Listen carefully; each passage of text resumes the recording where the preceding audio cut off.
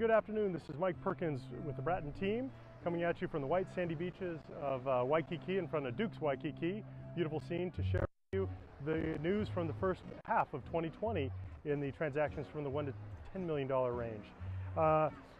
It's comparable or consistent with what we're seeing across the country. We saw a significant decline in transaction number count. So we were down about 68.6% from 2019. Not surprising, but on a positive note, the total sales volume was actually only down 23.8%. So we still saw good transaction volume and people active in the marketplace, although certainly off from 2019. A couple bright spots in the market, most certainly our multifamily continues to be strong.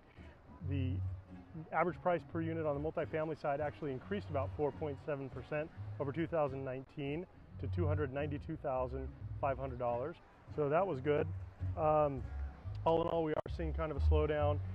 In speaking with lenders, they're going to get a little bit more strict in their underwriting on the multifamily side, whereas they used to underwrite 3 to 5% vacancies, whether you're in town or out of the CBD.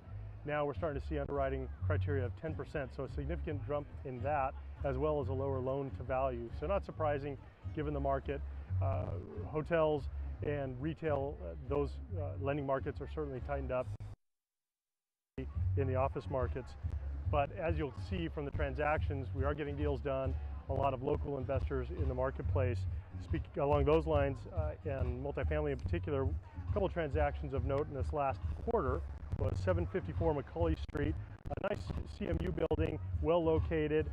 It was average price of $363,000 per unit.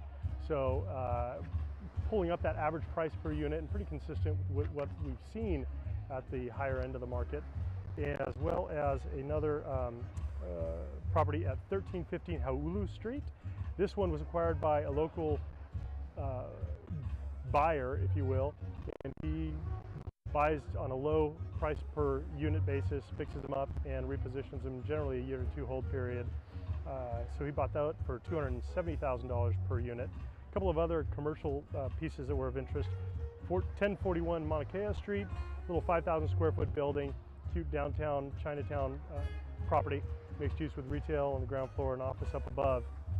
And then another one that was acquired by a local contractor as an investment deal was 1741 Nu'uanu Avenue, and that similarly has a little retail on the ground floor and some office space up above. That was $519 per square foot. So we do anticipate people moving out of the CBD into these kind of neighboring submarkets and neighborhood submarkets for office space and retail. But I think that will find strength continuing in the marketplace as tenants move out of the CBD.